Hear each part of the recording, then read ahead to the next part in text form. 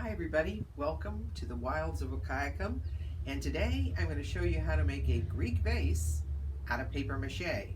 Now this is usually a project we do in class, but alas, we are not in class. Here I am on my front porch, and I'm going to demonstrate how to do that today.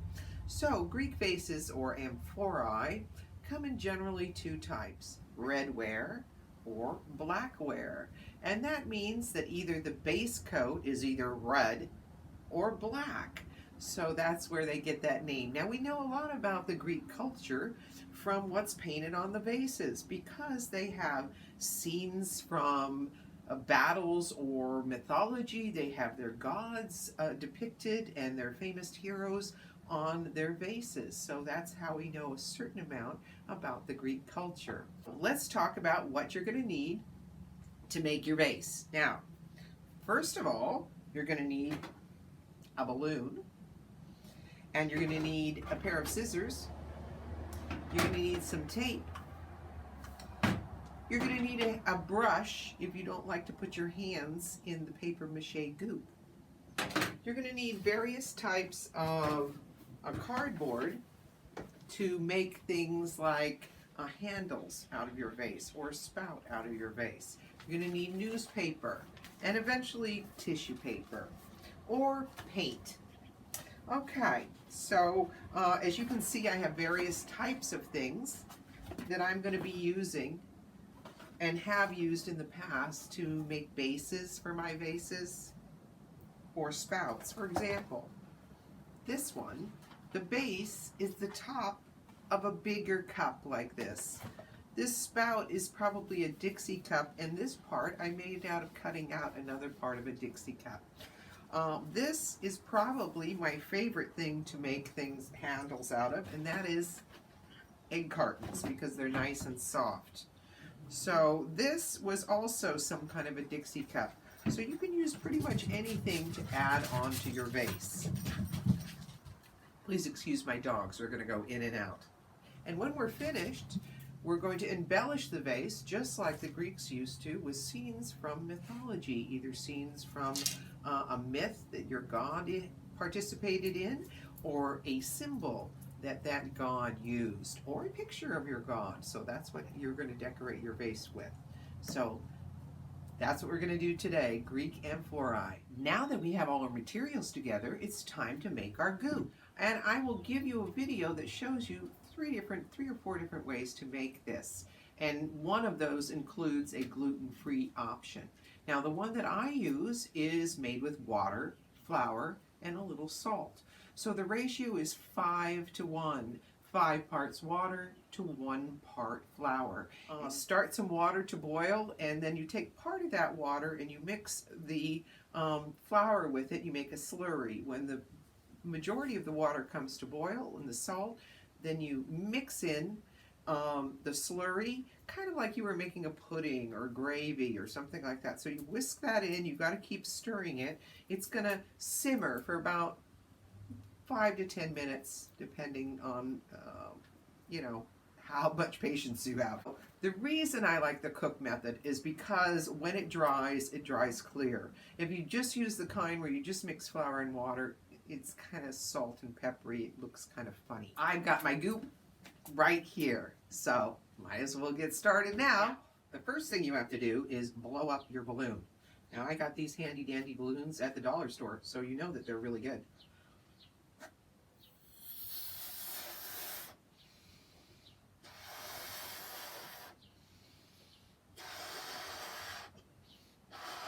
So, there you go, pretty good. All right, then you have to tie it in a knot, which I always find incredibly difficult. Let's see if we can do this on the first try. Okay, there we go. So now, what we have to do is we have to make some kind of a base for it. That's when we try and paper mache is just going to roll around the table all the time. Something completely different this year. And I'm going to make a base out of the little pointy things on the egg carton, okay? So I cut them out, and now I'm going to make a vase. Actually, I have a different balloon here, slightly bigger. And I'm going to, this is going to be my base, and I'm going to only go up so far. And so I'm going to glue or tape these things on the bottom of my vase. Let's get started doing that. This is definitely a hit and miss, so don't try and tape it down super hard at first. You're just sort of putting it in place. You don't want to get it, tape it down like with masking tape or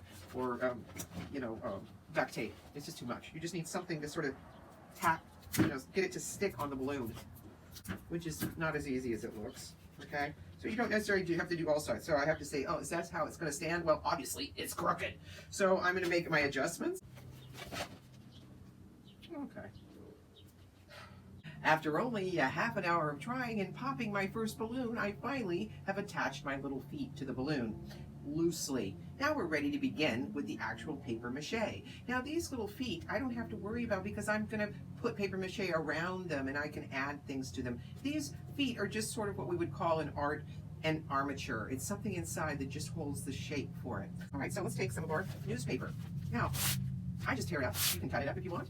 But the other thing that you need to do is you need strips, but you don't need really, really long ones because the bigger pieces that you put on your piece, it's not going to lay smooth because it's not a flat piece, it's a round piece. You need to tear up your pieces into smaller pieces because if you have a big piece, it's just going to become folded and it doesn't fit very well on this rounded shape.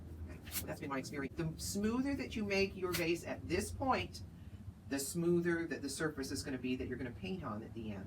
So if you try and rush through and just slap on the paper in really big pieces, you're not going to get the effect that you want in the end. So I just start taking my goop. And as I said, you can, if you're squeamish, you can take your brush and you brush the surface of what you're working on. You brush your paper, but me, I'm not that squeamish, so I just stick it in. And I get it all nice and wet. And then I put it on, I lay it on the balloon as well as what I'm trying to stick to it. So that piece was, just as I said, don't use a big piece. Well, what did I do? I used a too big of a piece. So I'm just going to put this goop on it. And then when you get it, a lot of it put on, you can kind of, give it a little bit of a massage, a little bit of a pat to smooth out some of the goop, the spots on it. So that's what I'm going to do now.